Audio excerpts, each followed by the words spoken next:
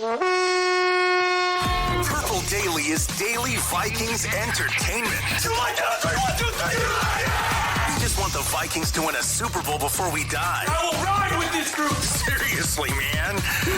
Please. And away we go. Woo! Welcome into Purple Access.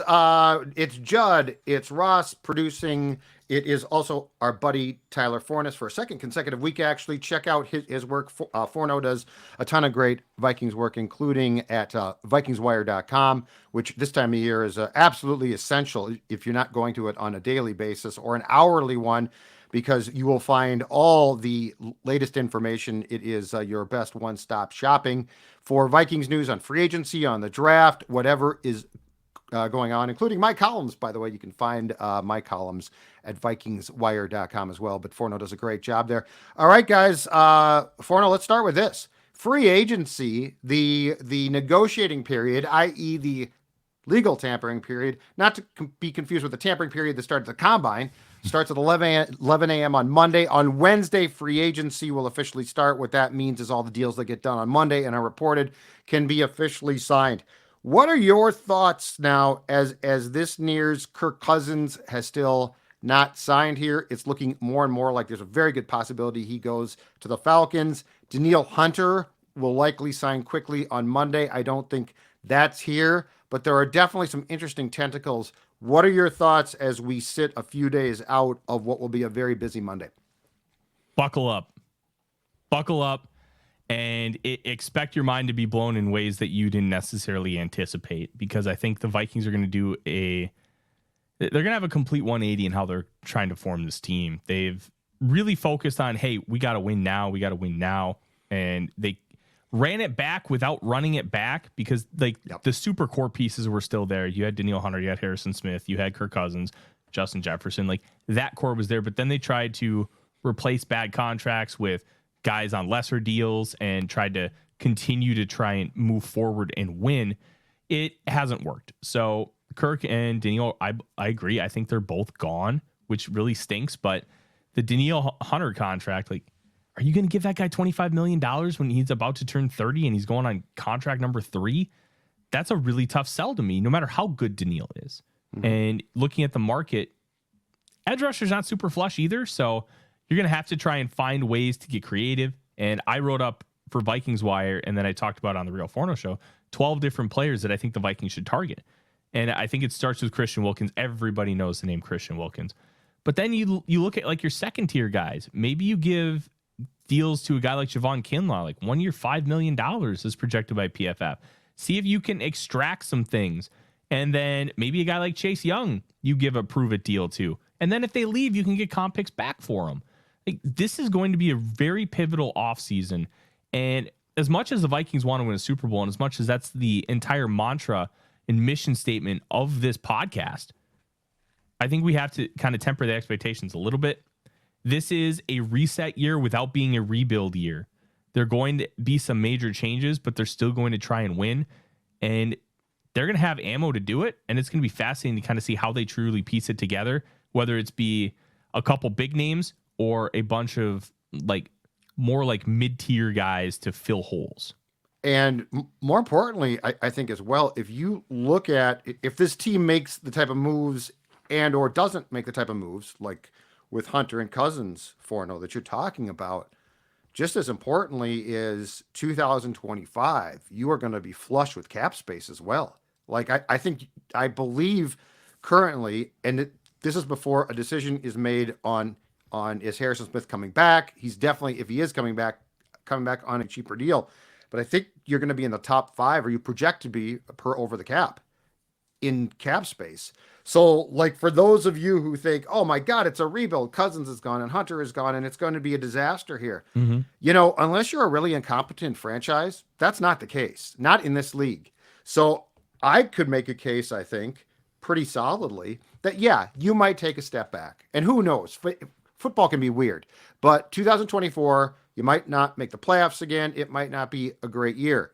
But if you do this right, I think in 2025, you could come back with a potential vengeance, assuming you got the quarterback right. But you're going to have room then to go out and make moves that, quite frankly, since Kirk signed, you've been sort of hamstrung when it comes out and exploring the free agent market. Well, it looks like that could not be a problem. In fact, that could be an advantage for you a year from March. Yeah, it really could be. I'm fascinated to see how they really term like flexibility and how they want to continue to keep that, because eventually you're going to have to sign guys to long deals. And they've finally signed TJ Hawkinson to one. What are you going to do with Justin Jefferson? It sounds like that's going to happen. It almost already happened once, so I wouldn't think that that's going to change. And then Christian Darrisaw. But outside of like the real pillars, how many guys are you going to give longer term deals? Are they going to do something like what the Rams did? Because the Rams started sending draft picks and draft picks and draft picks for veterans. I don't think the Vikings are going to do that. But the whole Rams process was, hey, we've got like 6 to 10 stars, and then we're just going to fill in holes with rookie contracts and cheap free agents to kind of make up our roster. We're going to depend on those stars to win us football games. I'm curious to see if Kwesi Adofo-Mensah has that philosophy where he wants to focus on the stars, and then the other guys, I'm not going to say they don't matter, but they're not going to be prioritized like it would be in other organizations where maybe you have a little bit more balance on the salary cap, a bunch of like $6 to $10 million contracts instead of some inflated larger ones. So I'm really intrigued to see what his philosophy is how he wants to actually construct this team, because we need to be real. The last 2 years, he was trying to get the foundation set so he could construct this team. 2023 is going to start to show you what he wants to do and how he wants to do it. And then I think we're going to really be able to pass judgment and understand, hey, is this guy going to be good at this job on a long-term basis, or do we need to consider a change? And there's so many different ways this can go. It's like waiting for Christmas and it's December 22nd and you just can't wait. Like, I cannot wait for Monday because it's going to be so fascinating.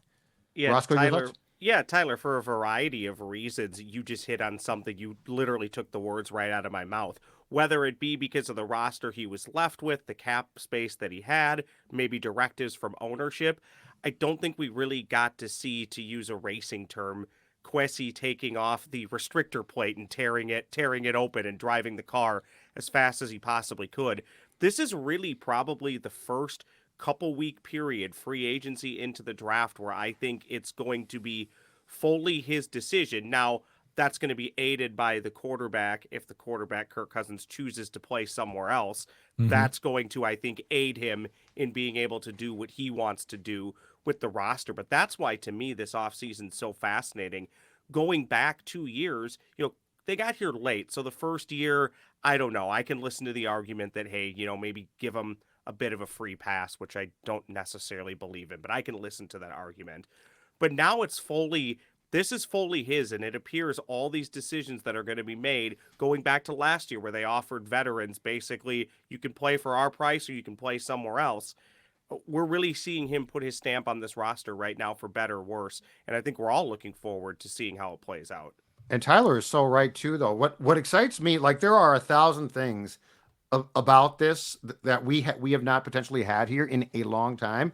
But among the things that excites me most is I feel like when in the Kirk discussion, guys, I feel like we ignore what Kevin O'Connell meant to Kirk. And I mean, it worked out really well. 2000, the statistics might have even decreased slightly as far as the back of the football card stats in 2022, but the guy led 8 fourth quarter comebacks to tie a league record, which takes a clutch gene that, I'm sorry, up until then, we didn't think Kirk had.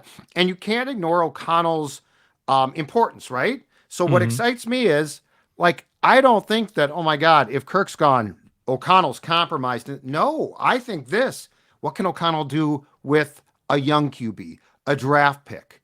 Like it feels like, and I'm saying this with O'Connell probably in a perfect world, getting Kirk back in his mind, but it feels like, Forno, there's a real opportunity here to again maximize what O'Connell can do, because if he can get production from a quarterback, a rookie who's on a rookie contract, that fits into what you said, which is you can then surround the team with some really good talent, which when you're paying Kirk what you were paying Kirk, given the previous salary cap restrictions, you couldn't necessarily do. So I'm totally with you. I think there's a lot to be excited about here.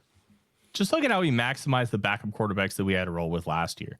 Yeah, there was a cliff, but there was always going to be a cliff. But look at what they did before that cliff happened. Look at how he navigated Josh Dobbs through that Atlanta game. And Dobbs deserves a lot of credit too, but we forget about how pivotal Kevin O'Connell was explaining some of this stuff through the headset and making sure that he was as comfortable as possible. And it looked like Dobbs had been playing in this offense for more than 5 days, let me tell you. And Nick Mullins was hyper productive. Yeah, he made some dumb throws, those bozo moments. That's just the nature of the quarterback that he is. But he was hyper productive, getting the team in position to score and make plays. And the stats bear that out. And so do the film. So I'm really excited to see what happens if he can get that guy. But the really difficult part about O'Connell, and kind of circling back to Kwesi, you have to see what they want to do with things and how they want to grow and evolve a franchise, because so much of what was done previously is the result of what Mike Zimmer and Rick Spielman had built. Absolutely. And now you are like, I think it was Luke Braun who posted it the other day. There's only like 12 or 14 guys left over from that 2021 season. Like, this is now O'Connell and Odofo-Mensah's roster. And now you're going to really start to see, do these guys truly have it? I lean yes, but the data will bear it out starting in 2024. And it won't be in the win-loss record, because as some of the things we talked about, there are variables. There are variables like the quarterback position that we just don't know how that's going to bear out. I would be willing to bet if the Vikings end up losing Kirk Cousins, within hours, we may see a trade up to 2 or 3. That would be my guess. And look, this is going to be a fantastic ride. It's not going to be a Super Bowl in 2024, most likely, but this is the foundation for the future of the Vikings. There's a lot of good, and I can't wait to see what else gets filled in. What would you do as far as that? Would you try to get up to, let's say, 3, which is going to cost you an absolute boatload? Mm-hmm. Or would you be confident enough to think that if you can make what could be a very logical trade, again, it's going to cost you, with the Chargers to get up to 5? Would you trust 5? Or do you think that, to be absolutely sure, if you have focused on a quarterback, that you do have to get to the Patriots pick at 3, assuming that the Patriots would trade it? Because the one thing that's starting to concern me is I'm becoming more and more convinced, if it's possible, the Giants are going to try to get a quarterback now. And because I think Brian Daboll and I think the Giants front office knows that coming off the season that they had in 2023, that Daniel Jones could get them all fired fairly quickly. Mm-hmm. So do you trust 5, or do you really think it probably has to be 3 if you want to sleep well when you lay your head on the pillow at night before the draft? It's got to be 4 at minimum. Okay. You have projected, and there have been rumors coming out of the combine, and we've heard these before, where the top 4 picks will be quarterbacks.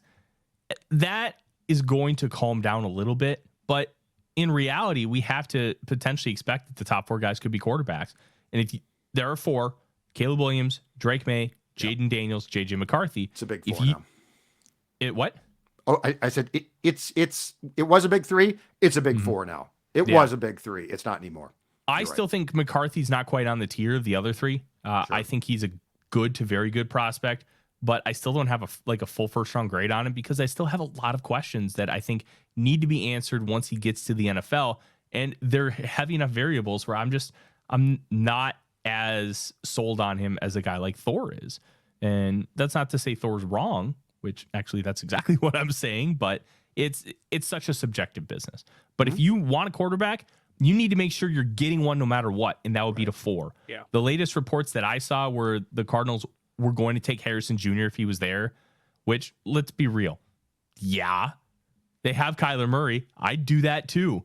Mm-hmm. But 3, I think, still feels like that logical option, as you mentioned, but it has to be at minimum 4.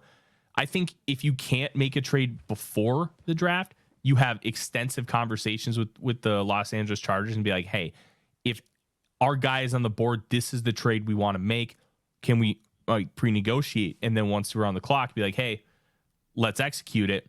Boom. That's how a lot of these draft day trades work. You have conversations way before, and then once you're on the clock, if everything works out, you pull the trigger. If you identify a quarterback you want, to back up what Tyler said, if you go to 5, you're still leaving yourself 1 or 2 spots to be jumped. So I agree with Tyler. You probably got to get to 3, 4. You're giving yourself probably a little bit of wiggle room. But if we've talked about this for weeks now, I mean literally weeks. If you see a guy and you want him, yes, it takes a second team to complete the trade, but you can also offer enough to force them into completing the trade. So if you really want somebody, go get as high as you possibly can. Don't even leave that wiggle room to get jumped and leapfrogged, because then it opens up what Tyler's talked about. You go to 5, and what happens if you get leapfrogged and the person you want's no longer there? Well, then you might be drafting a player you really don't want, or you're going to look really stupid in the public's eye when you moved up pre-draft to 5. Then you're trading that pick to move back down the board the day of the draft. Absolutely. All right, Roscoe, let's go to comments from YouTube and hear what people had to say. You commented, we read it. Is this a ransom note? Now we're talking about it. It's Purple Access's comments from YouTube. All right, gents. Cameron Erdman 5870 says, in 20 years, Kirk will be remembered more for how he fleeced teams in free agency rather than any sort of on-field achievement. My question to you two, esteemed gentlemen, is that a fair assessment of the Kirk Cousins NFL career? It's very negative, because I will say I agree with him, but I wouldn't use the word fleeced. I would use the word one of the greatest negotiators, and his agent, Mike McCartney, deserves credit, but make no mistake, your client has to be smart and has to be willing to take a risk. And Kirk Cousins takes short-term contracts with guaranteed cash, which is basically in no way, shape, or form the status quo in this league. So, Tyler, the word I would use is Hall of Fame negotiator, unbelievably savvy. I would not use the term fleeced, but we're sort of talking about the same thing in, his Super Bowl, his winning time, his clutch time will be remembered as being March. And I got to say, at the end of the day, good for the Cousins. Yeah, fleece isn't the term that I would use either. I think it's fair to say that he didn't live up to expectations in Minnesota, because we have to look back at why he was brought in. Yep. He was brought in as, I can't remember what the exact term is. He was brought in to be the guy to put you over the top.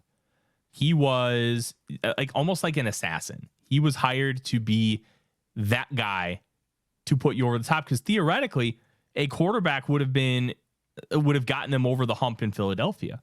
That was the idea. And it didn't work. And then it didn't work again in 2019 when you kind of shifted the offense towards more of what Mike Zimmer wanted to do and what Kirk Cousins was more comfortable with. And then after that, you kept trying to kind of piece around him. Look, it didn't work. And I think that's going to be the lasting legacy of Kirk Cousins here. There was a lot of good, a lot of very good. But when you were hired and signed because you were supposed to be the guy to take this team over the top and get him to the Super Bowl, and you don't deliver on that, that's going to be the lasting legacy, unfortunately. Mm-hmm. Yeah, and I think a lot of people outside this market will also remember him more for what Judd talked about. It's more of the just not getting it done in clutch time. It probably has less to do about fleecing teams, unless you feel like you were one of the fan bases fleeced by him. Question number 2 from our last pod together, gentlemen. Smart Matza Media 8511 says, we're going to be the 4th best team in the division. My question for you two, in what scenario would you be okay with being the 4th best team in the division next year? Guys, we kind of talked about it just a little bit earlier on. Forno, why don't you go first? Easy. You get the quarterback of the future, and he just ends up having some struggles year one. Look, this division isn't bad. And I think we've been used to the Lions and Bears being bad for so long that everybody just hasn't quite wrapped their head around it. The Bears were a respectable 7-9, and at the end of the year, they really came on strong, especially on defense. They're about to add 2 top 10 picks, theoretically, unless they end up trading both of them out of the top 10 to bolster that unit again. The defense played really well at the end of last year. The offense had its issues, but still performed well enough. And you add a quarterback and potentially a wide receiver to that unit, not to mention what they do in free agency. All of a sudden, you might have a good Chicago Bears team. And that feels weird to say because they haven't been good since the mid 2000s. But the Lions are good. And I think they're going to be good for a while because of how they built the team and the culture that Dan Campbell's instilled. And then the Packers, they have such organizational stability and the way they utilize their processes. They've been drafting the same way for the better part of 30 years, and it still consistently works. Drafting hyper athletes at certain positions with their thresholds, getting guys like David Bakhtiari in round 4, who ends up being one of the best left tackles in football. Like, there's a reason they are as successful as they have been, because they have those benchmarks. So even though they kind of struggled a little bit last year, they're going to keep that stability as long as they keep these processes in place. So if they end up 4th, like the Vikings could finish 7-9 again and end up 4th in the division. Like, it doesn't necessarily mean the sky is falling if you hit that quarterback of the future. This might sound weird. I could see a scenario, to Tyler's point. I could see a scenario where the Vikings finish last, and a year from now, we're extremely optimistic because they're flush with cap space. They've got a QB, and, year one, like, there's no sin against some struggles. It's one thing to just absolutely be terrible, but if you have some struggles, okay. But I could see a really optimistic view a year from now coming off a last place NFC North finish based upon the direction of things. I think right now the problem is you don't really see a direction, right? Like, the Bears are improving. Detroit might just be damn good. Green Bay ordinarily does have a direction of things. But, with Kwesi and Kevin going into year 3, this is going to be their first time to really shape things. So I don't think if you win 6 games, I don't think that's some death knell of, we're going to be terrible for a long time. I think that could signify that the turnaround very well could begin in 2025. So I am cautiously optimistic unless they do some things that are incredibly stupid, but we're not even close to that point. Yeah, I agree. Roscoe, I think you're muted. It's going to be fun. Yeah, most definitely. Good catch, Judd. How'd that happen? Did you mute me, Judd? I can't mute you. I have no controls. I have no administrative controls whatsoever. Probably. Nor should I. Being an idiot. Thank you. Judd was just using the force. Thank you to Tyler for saving me and stopping that awkward silence. You mentioned struggles there, Judd. That segues perfect into comment number 3 from Kurt Wagner 350. He says there's no point to a bridge quarterback. Either have the guy or essentially continue to tank for the guy if that was, next year or down the road.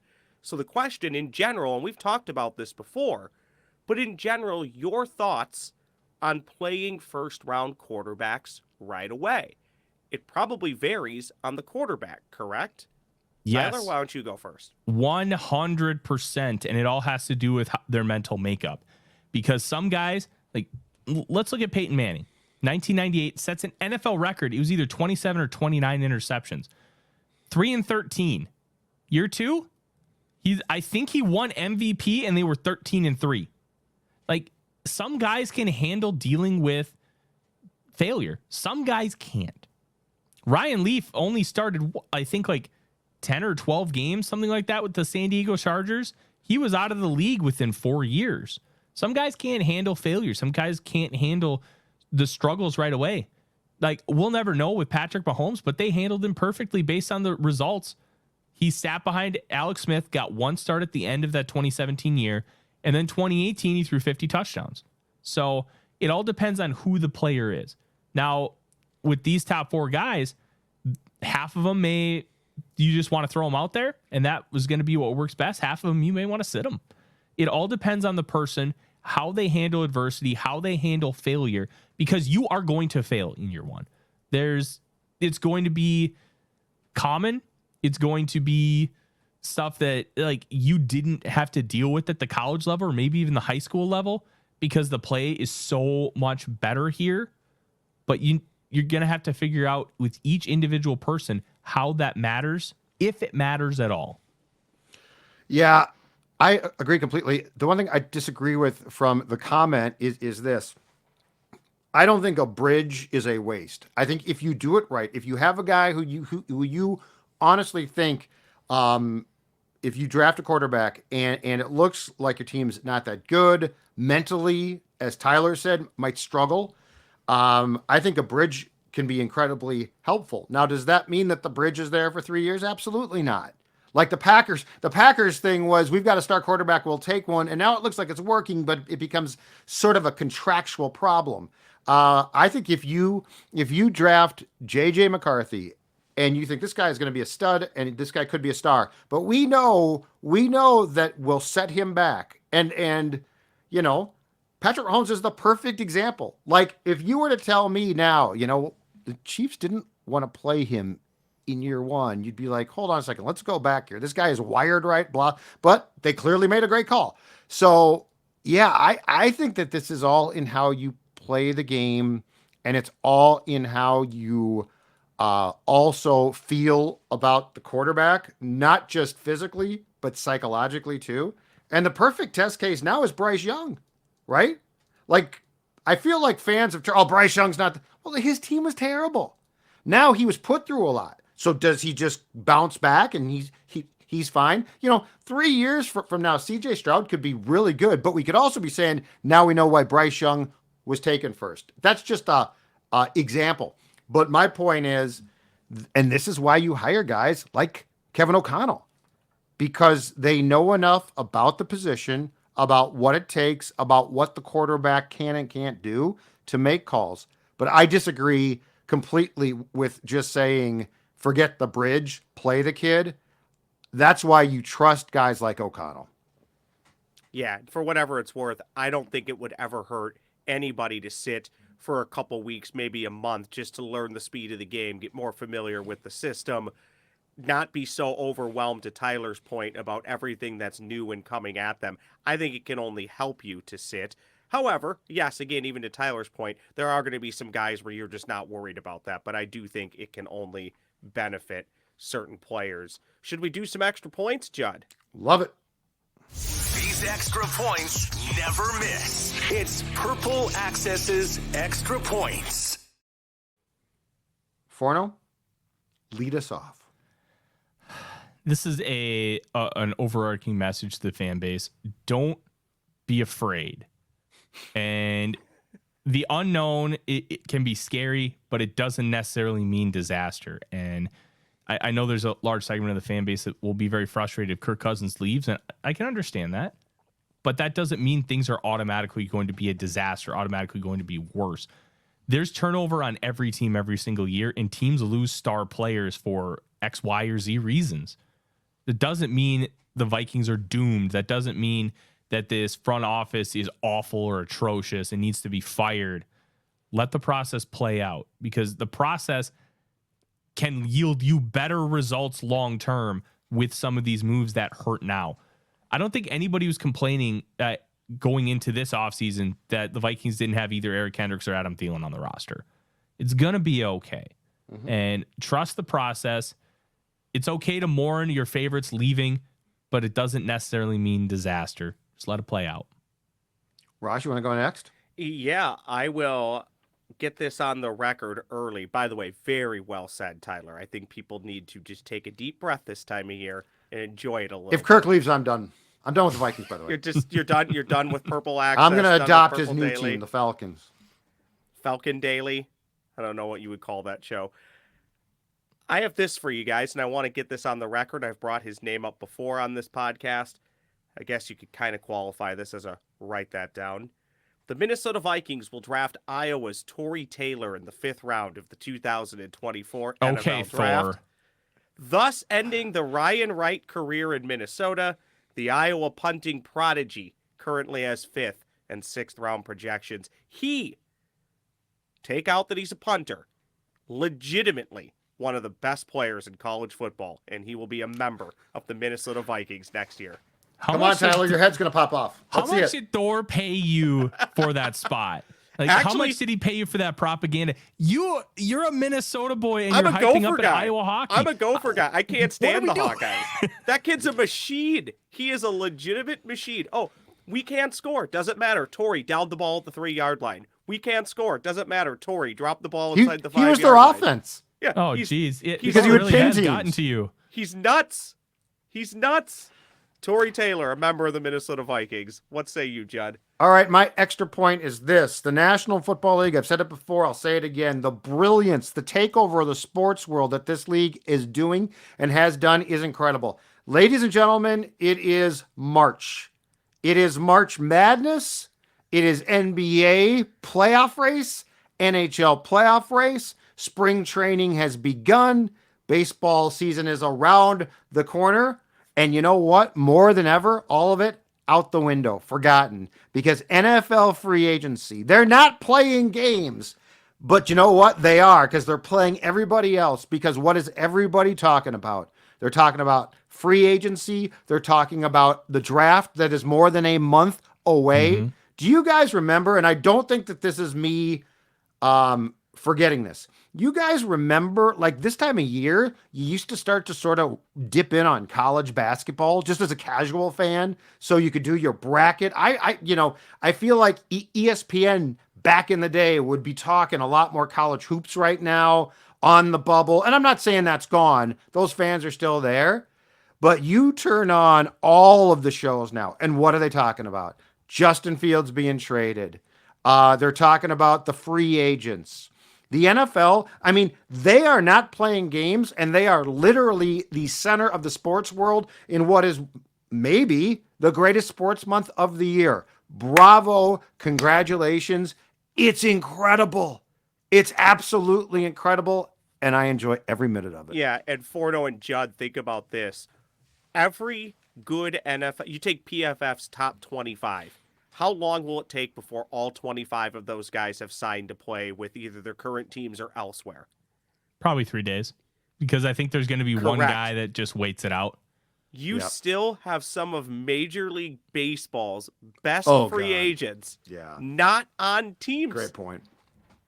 How is that possible? Great point. I mean, we know how it's possible, but the NFL just does it so well, and baseball, primarily baseball, could learn a thing or two from how the NFL operates their offseason. But beyond like league-specific networks, who's talking about baseball right now? Nobody. Mm-hmm. I really feel like college hoops this time of year, it would get rolled and you'd be like, here comes the tournament.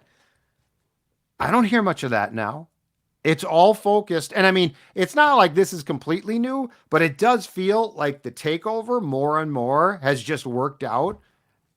And I'm here for it. Mm-hmm. It's so much fun. Maybe we can save this for a different pod, but very quick takeaways from you guys on a quick possible expansion to 18 games. We all knew it was coming when they went to 17. 18's inevitable, right? They're already talking about it. They're planting that seed. Yeah. I'm fine with it. Give them a second bye week. That's my thought, too. If you're going to do it, you need another bye week. I think you have to. So, yeah, I'm fine with it. I'll tell you this. The salary cap needs to go up on a separate occasion. Yes. It needs to go up that percent to compensate for all the extra money that these players are going to make. That's what I was going to say is I actually don't like it much because I thought 16 was perfect, but it's going to happen. Like, you can't stop it. But you're right. And Forno, I think the key here too is if the players aren't properly taken care of, sorry to say it, they need to strike, or in 2025 or so, it's more of a, you get locked out. But you're right. They need to get their due. I mean, this league, and this is why Kirk's so brilliant, this league abuses players. And if you're going to go to 18 games, second bye week. Now, I'll give you the one good thing, though. I think we can work it then to where the Super Bowl on a Sunday is followed by, is it President's Day, that Monday in February? Oh. So now you'll get it to the day before a holiday, and no one will have to be concerned about going to work the next day. And I think we'll trim preseason back a little bit, too. I think that's the only way you're going to make it work from the NFLPA's perspective. We play 20 games. you're going to have to take away a preseason game to make it a regular season game. So then the players aren't overextending, which is what they did when they brought it to 17 games. They trimmed it to 3 regular season. I will say, Judd, the one thing about President's Day, I think that's the weekend of the Daytona 500. I don't know how that logistically might work, especially if Fox has the Super Bowl, because like the Daytona 500. See you later. That could get a little interesting. You know what? Weather's been pushing it to Monday basically every other year, so maybe they should just move it. Here to comes Monday football. anyways. Screw you. Baseball, basketball, hockey, and racing. Just a quick thought too, guys. And I gave this idea to Mackie. I think it goes back as far as the old radio show. What do you think about this? 2 preseason games played in June with rookies and like draft picks. Yeah, love it. So Love your it. veterans don't play. No. Okay. Wow. Okay. You need warm up. These rookies won't even have enough time to fully understand and learn the playbook, and it's too early from what the college season was, in my personal opinion. No, it's fine. I think you keep them in. I mean, heck, I still think the starters should play like a series just to get back into a real game atmosphere, because you can't replicate that in practice. You just can't. Yeah. Can't you do that in a scrimmage though? That's always been my thought. Judd and I have talked about that. Let's do a couple of the scrimmages where you bring in a different team, because most guys aren't playing in the preseason games anyways, and well, that's the thing is week one by extension has become a bit of a preseason game. Yeah, that's bad. Oh, the first month has you guys. It is bad, but I don't know how they're going to fix it if they keep adding games. September is not great now, but it feels like more and more first team guys 4-0 in the preseason aren't playing. So like, I don't know if you play 2, but anyway, yes, I think 18 is coming. And I think Tyler's exactly right. You have to get the players fairly compensated, because this league abuses players. All right, boys, we're done. Purple Access. We will see you next week. Thanks, Tyler. Thanks, Roscoe.